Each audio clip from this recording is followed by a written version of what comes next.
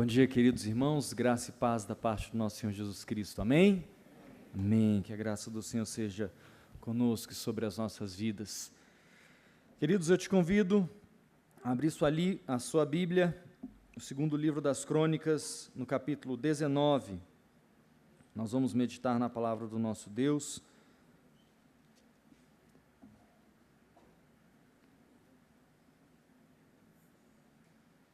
Segundo livro das Crônicas, no capítulo 19. Nós vamos meditar hoje sobre um texto que é o texto do dia do nosso plano de leitura bíblica. Então, você que de repente já amanheceu lendo o texto, sabe que os capítulos de hoje são os capítulos 19 e 20. E nós vamos meditar sobre uma porção do capítulo 19. Apenas por uma questão de logística, queridos irmãos, se você sabe que tem espaço aí no seu banco e puder se aproximar do irmão que está próximo, faça isso para que os nossos diáconos consigam alocar todos os queridos que estão chegando ainda, por favor.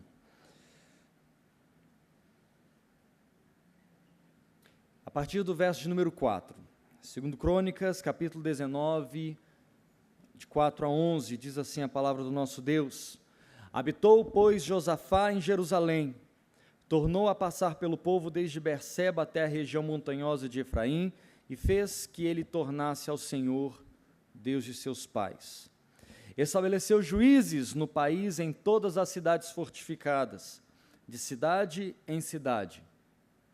Disse aos juízes, vamos ler juntos? Vede o que fazeis, porque não julgais da parte do homem, e sim da parte do Senhor, e no julgardes, Ele está convosco. Agora, pois, seja o temor do Senhor convosco, tomai cuidado e fazei-o, porque não há no Senhor, nosso Deus, injustiça, nem parcialidade, nem aceita Ele suborno. Também, depois de terem voltado para Jerusalém, estabeleceu aí Josafá alguns dos levitas, e dos sacerdotes, e dos cabeças das famílias de Israel, para julgarem da parte do Senhor, e decidirem as sentenças contestadas.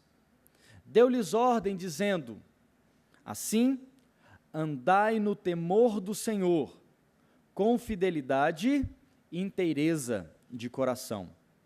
Toda vez que vier a vós outros sentença contestada de vossos irmãos que habitam nas suas cidades, entre sangue e sangue, lei e mandamento, estatutos e juízos, admoestai-os, que não se façam culpados para com o Senhor, para que não venha grande ira sobre vós e sobre vossos irmãos. Fazei assim, e não vos tornareis culpados. Eis que Amarias, o sumo sacerdote, presidirá nas coisas que dizem respeito ao Senhor. E Zebadias, filho de Ismael, príncipe da casa de Judá, nas que dizem respeito ao rei. Também os levitas serão oficiais à vossa disposição. Vamos encerrar lendo todos juntos? Sede fortes no cumprimento disso, e o Senhor será com os bons. Oremos.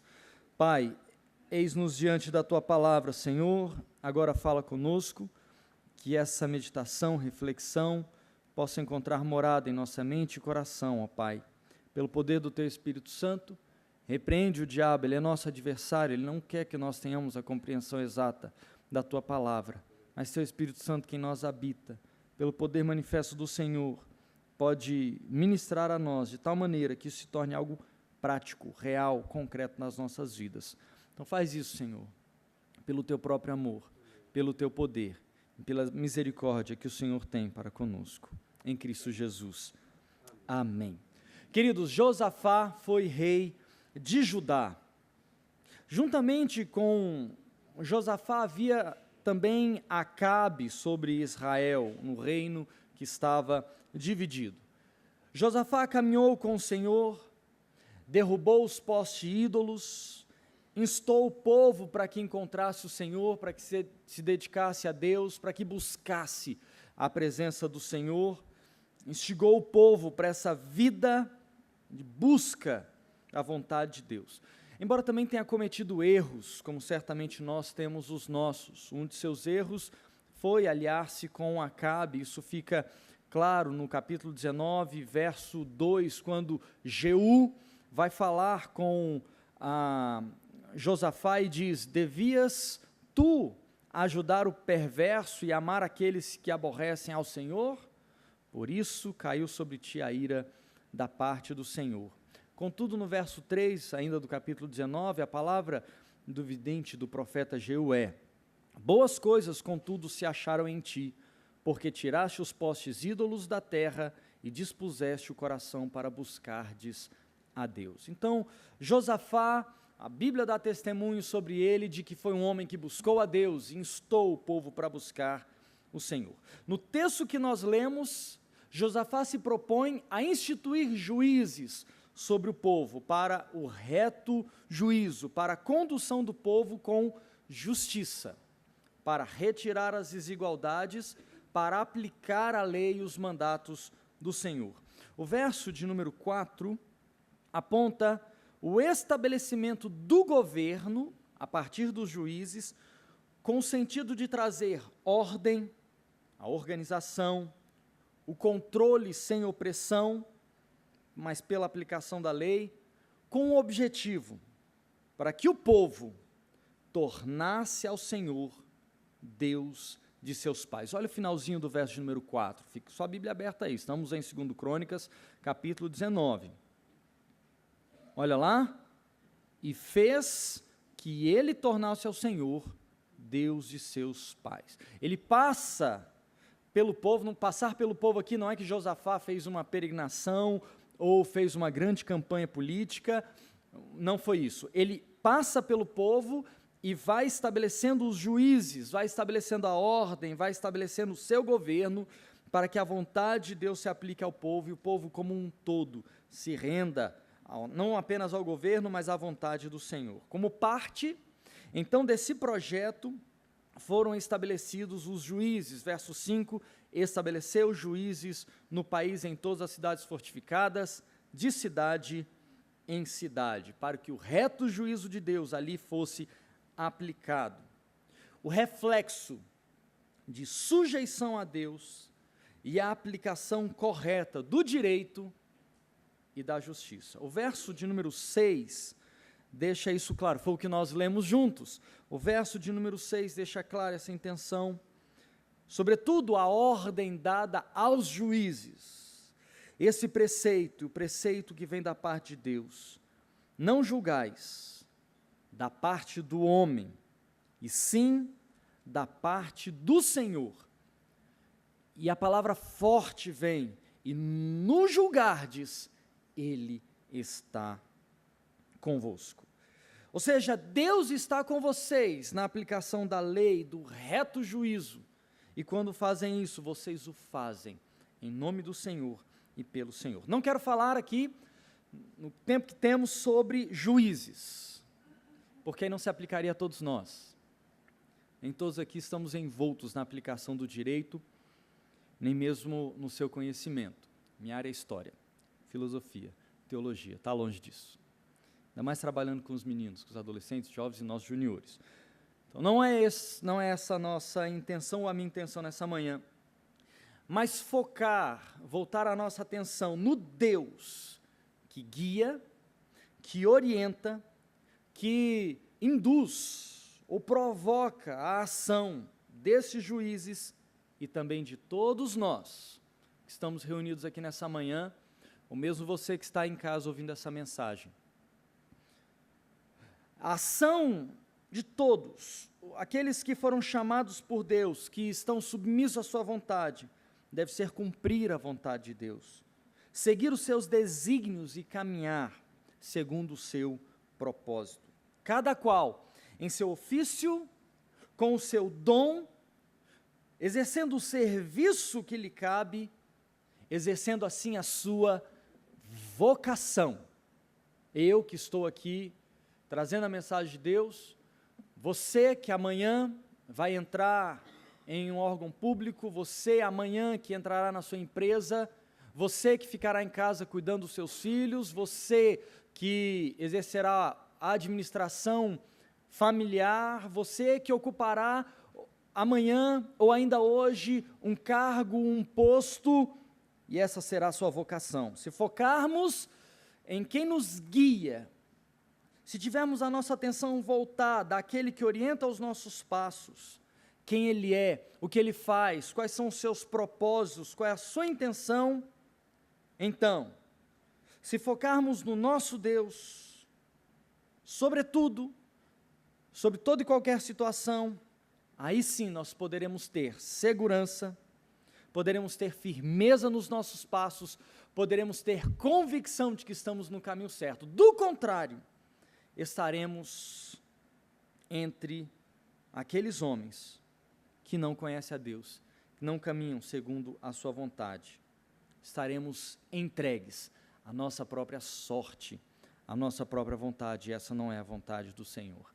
Eu quero meditar então sobre essa temática, em quem temos crido, em quem nós temos depositado a nossa fé, a nossa confiança, quem guia os nossos passos, quem orienta, quem dá as diretrizes daquilo que fazemos. Por isso, se você tem com você o boletim, se você pegou o nosso boletim no dia de hoje, então a pastoral, em alguma medida, ela serve como um complemento, pode ser um prefácio, um pós-fácio, um apêndice, o que você achar melhor, mas ela te orientará. E se você quiser compartilhar com alguém também, a nossa pastoral, ela está disponível no nosso aplicativo, e você, a partir de lá, pode compartilhar também essa mensagem, ou parte dela. Em quem temos crido, o que tem sido a nossa força, onde temos depositado a nossa fé. Se conhecermos quem nós cremos, nós viveremos melhor, e nós também serviremos melhor. Em primeiro lugar, nosso Deus é um Deus temível. O verso de número 7 nos diz, olhe para o texto: agora, pois, seja o temor do Senhor convosco. O verso de número 9 traz uma sentença muito próxima a essa. Verso 9: deu-lhes ordem dizendo, assim andai no temor do Senhor. O temor do Senhor, segundo o verso 7, deve estar em nós, deve habitar o nosso coração. Nós precisamos ter isso dentro de nós. A motivação da nossa vida deve ser a compreensão de quem Deus é, e Ele é um Deus temível. Poderíamos adjetivar de outra forma: Ele é terrível.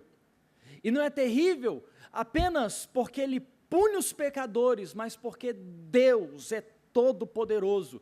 Embora Deus também não possa comungar com o pecado, e o pecado será devidamente punido pela justiça de Deus. Graças ao bom Deus, Ele criou um meio de salvação, por isso o Evangelho nos afirma: eu ando no temor do Senhor, mas não sou julgado segundo as minhas próprias obras, porque fui salvo em Cristo Jesus, e o preço, o cumprimento de toda a justiça de Deus, de toda a ordenança divina, de todos os mandamentos foi feita por Jesus.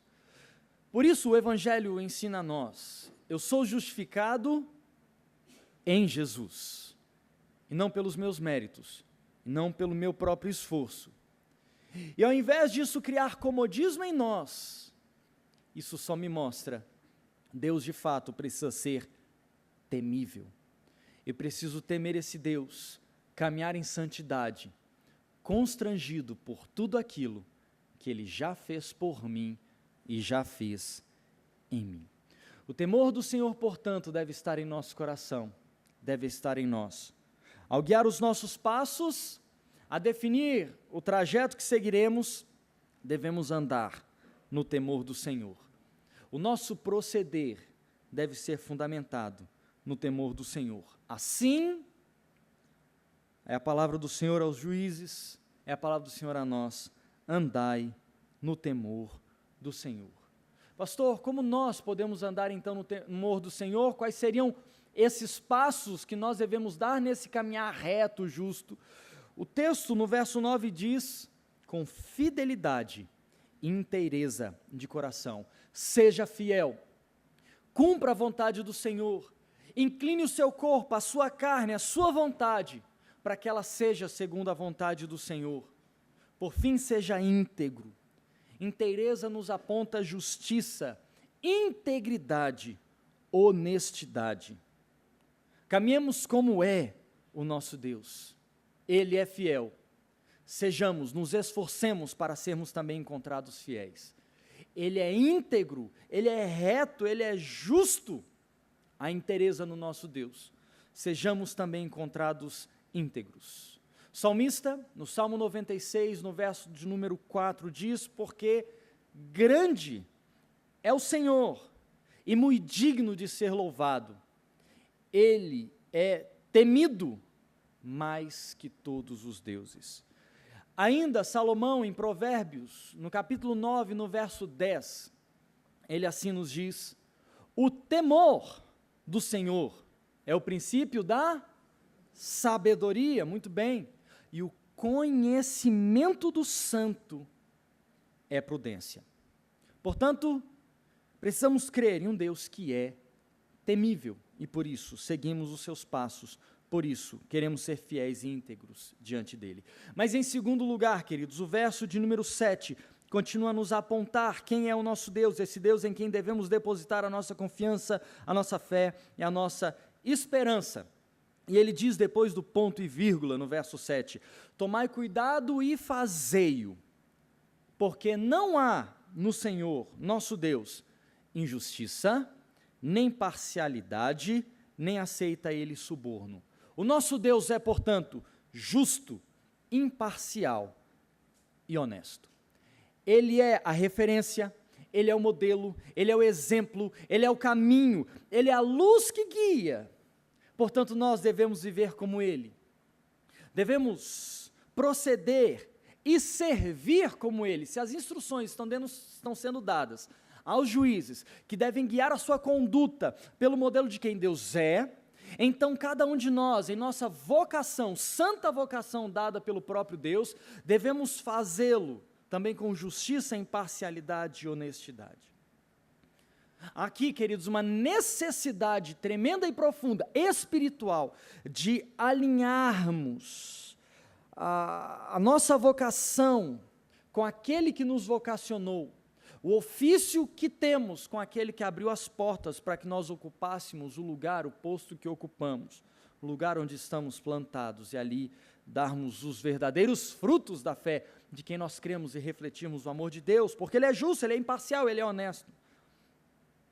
Todos hemos de concordar, certamente hemos de concordar, dados os noticiários e os últimos tempos que temos vivido, a necessidade da atualização e a atualidade da mensagem, da crença em um Deus que é honesto e que não aceita suborno. A necessidade da atualidade da crença em Deus, da proclamação por meio da nossa vida, daquele que é o nosso referencial. Hemos de concordar também, queridos, todos nós, o quanto passamos por situações vexatórias, quando estampam a capa dos noticiários, aqueles que em nome de Deus não aplicam a justiça, não vivem a justiça, mas maculam, mancham o nome belo, lindo de crentes, daqueles que deveriam aplicar em sua vida a crença verdadeira em quem Deus é e refletir a imagem de Deus. Mas aí, se tratarmos do outro, aí fica indiferente para nós, é problema do outro, aí podemos botar o dedo em riste e julgar a todos. Mas sabendo que assim o é, sabendo da vergonha que passamos quando a marca de Cristo é envergonhada por aqueles que não mostram fidelidade, devemos então olhar para nós mesmos e pensar, o quanto em minha vida eu não tenho sido fiel, o quanto em minha vida eu não tenho sido justo o suficiente, o quanto em minha vida eu não tenho sido honesto, eu tenho aceitado suborno, seja por espécie ou em espécie, ou seja por um jeitinho, seja por uma promoção, seja por um aplauso, seja por ser bem-quisto em algum lugar, e eu tenho negociado os valores eternos do reino. Enquanto os valores do nosso tempo forem humanistas, pautados pela capacidade humana, pela concepção humana, pela justiça humana, por aquilo que nós podemos fazer, ou ainda pela fragilidade humana apenas, e não pela solução que vem de Deus, continuaremos refletindo a queda, o homem caído, o homem destituído da graça. Mas quando, queridos irmãos, aplicarmos, estamparmos, brilharmos o referencial que temos, que é Deus, justo, imparcial, honesto, que não aceita suborno, então teremos uma terra, teremos um país, teremos uma cidade com aparência divina. Viveremos pelo reino, proclamaremos o reino, provaremos, somos do reino vindouro. Estamos aqui de passagem, a glória do reino vindouro brilha em nós. Vivemos o evangelho, não vivemos essa terra, isso aqui vai passar. É o reino de Deus eterno, poderoso, que está implantado em mim. Luto pela justiça, luto pela honestidade, pela imparcialidade, para que o reino de Deus seja refletido sobre os homens tão distantes da luz divina. Por fim, queridos, em terceiro lugar, o texto termina de uma forma quase que inesperada. Confesso aos irmãos que com essa mente juvenil que às vezes eu tenho, lembrei-me do Chapolin Colorado. Eu preciso dizer aquilo que veio à minha mente quando eu terminei de ler o texto, na reflexão. Verso de número 11, nós lemos juntos. Sede fortes no cumprimento disso, e o Senhor será com os bons. E o Senhor será com os bons.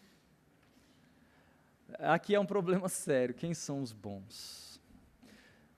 Eu não sou bom o suficiente. Eu preciso confessar, eu não sou bom o suficiente. Mas então a reflexão me leva à conclusão. A graça de Deus, manifesta através de Cristo Jesus, aplicada em nossos corações, nos fortalece, nos capacita pelo poder do Espírito Santo a tornarmos-nos melhores do que temos sido.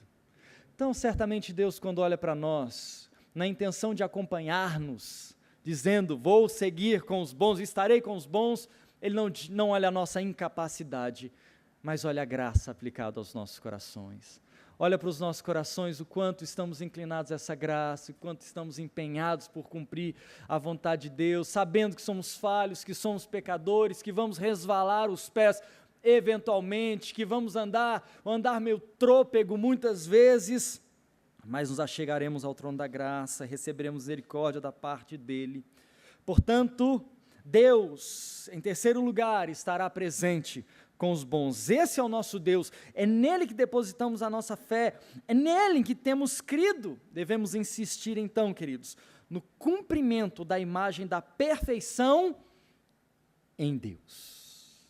Ele é o paradigma, ou para usar o tema que temos utilizado com os nossos juniores, no ano de 2018, estamos na operação, cadê? Tem junior aqui? Tem junior aqui? Então fala com fé no coração aí para a igreja inteira ouvir. Estamos na operação padrão. É operação padrão. Existe um padrão, existe um paradigma. Os nossos juniores estão ligados nessa parada. Nós precisamos nos linkar, nos conectar ao paradigma. É Deus. Ele é o padrão que nós devemos seguir. Força, esforço, dedicação, empenho, sacrifício, é isso que haverá da nossa parte, é isso que Deus encontrará em nós. Qual será a recompensa? Emanuel, Deus conosco, Ele estará conosco, Ele manifestará a sua glória em nós e através de nós, se formos encontrados nele. E a conclusão que temos, queridos, você sabe quem é o seu Deus? Você sabe em quem você tem crido? A palavra de Davi é: uns confiam em carros, outros em cavalos. Salmo 20, verso 7. mas nós nos gloriaremos no nome do Senhor, o nosso Deus. Se cremos em um Deus assim, temível, justo, imparcial e honesto, presente entre os bons, com os bons, aqueles que se inclinam à sua vontade, então isso nos deve impulsionar para um viver melhor e um servir melhor. O que cremos, ou em quem cremos, ou em quem depositamos a nossa fé, deve certamente afetar a nossa segurança de vida, mas também o nosso procedimento. Feche seus olhos, façamos mais uma oração. Obrigado, Senhor, Tu nos tem permitido crer em Ti, apesar de um mundo descrente, apesar das situações que nos abalam, apesar de muitas vezes imperar e reinar em nós a solidão, a frustração e a decepção. Essas coisas nós não conseguimos evitar que cheguem à nossa porta, mas Deus nos tem ensinado que, crendo em Ti, o Senhor nos guiará pelos Teus caminhos, e assim queremos ser. Crer em Ti, depositar a nossa fé em Ti e sermos mais parecidos com o Senhor. Espírito Santo de Deus, capacita-nos a isso, para a glória, para a honra e para o louvor do Teu santo e bendito nome. Amém. Deus os abençoe, queridos.